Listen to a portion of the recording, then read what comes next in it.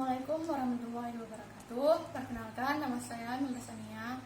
Nah, di sini saya akan membahas tentang hukum administrasi negara. Nah, yang pertama kita mulai dulu dengan pengertian hukum. Nah, pengertian hukum itu adalah kontrol sosial dari pemerintah sebagai aturan dan proses sosial yang mencoba mendorong perilaku. Nah, baik perilaku berguna atau yang mencegah perilaku yang buruk. Ada beberapa hukum menurut para ahli. Yang pertama ada dari SM Amin SH. Nah, di dalam bukunya yang judul Bertamasya ke Alam Hukum, di situ dia mengatakan hukum dirumuskan dengan sebagai kumpulan-kumpulan atau peraturan-peraturan yang terdiri dari norma dan sanksi-sanksi. Nah, menurut JCT Simrangkir SH dan Warjono SH, hukum adalah peraturan yang bersifat memaksa yang menentukan tingkah laku manusia dalam lingkungan bermasyarakat yang dibuat oleh badan-badan resmi yang berwajib. Jika pelanggaran terhadap peraturan itu terjadi, maka akan mengakibatkan diambilnya tindakan-tindakan atau hukuman-hukuman tertentu. Nah, sistem hukum ini tidak hanya mengacu pada aturan dan peraturan, namun juga mengacu pada bidang yang luas. Nah, menurut Lawrence, unsur sistem hukum itu terdiri dari struktur hukum, yaitu biasanya disebut legal struktur. Ada substansi hukum, yaitu legal substance, dan hukum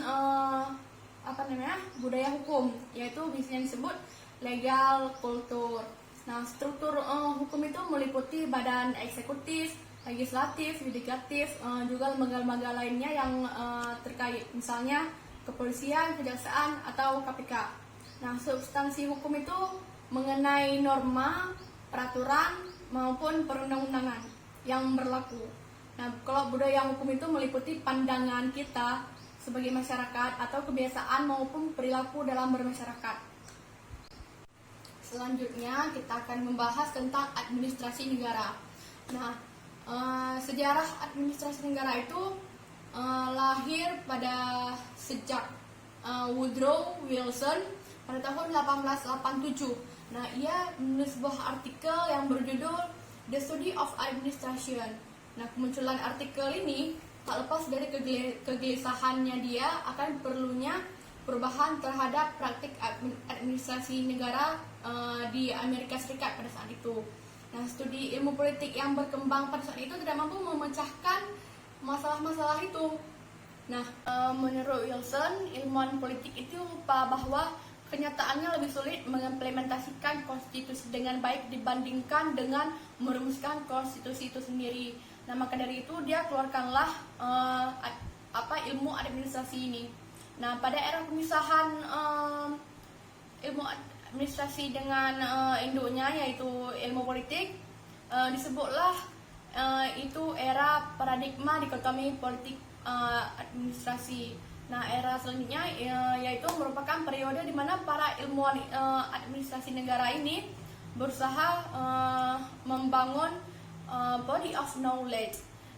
Tonggak dari era ini adalah munculnya artikel dari L. Gulick pada tahun 1837 yang berjudul Notes on the Theory of Organization.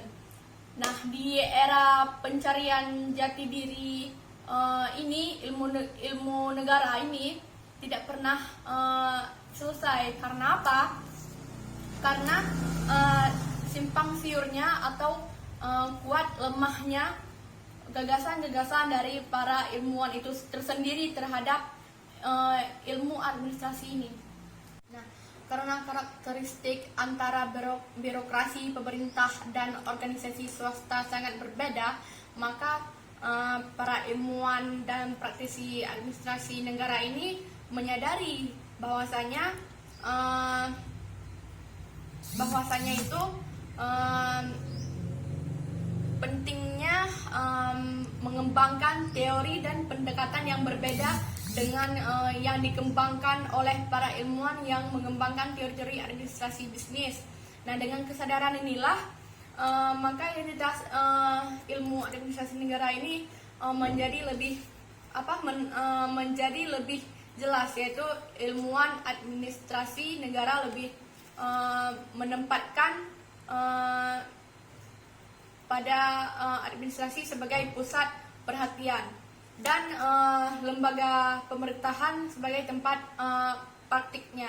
Nah, selanjutnya kita masuk ke ruang lingkup administrasi negara. Nah, ruang lingkup dari administrasi negara itu ada yang pertama organisasi masyarakat yang memiliki prinsip mengenai birokrasi dan model-model organisasi semacamnya. Yang kedua ada manajemen publik, yaitu mencakup beberapa hal penting seperti ilmu dan sistem, manajemen, anggaran publik, evaluasi program, produktivitas dan lain sebagainya. Dan yang ketiga itu ada implementasi, yaitu pendekatan untuk kebijakan-kebijakan publik serta penerapannya di administrasi pemerintahan, privatisasi dan etika birokrasi tersebut. Nah, selanjutnya kita masuk ke ruang lingkup hukum administrasi negara. Nah, sumber dari hukum administrasi negara itu bisa dibedakan menjadi dua, yaitu hukum formal dan hukum material. Asas dari hukum administrasi negara ini yang pertama ada hukum yuridikitas, legalitas, dan diskresi. Nah, ruang lingkup hukum administrasi negara ini menurut Van Valen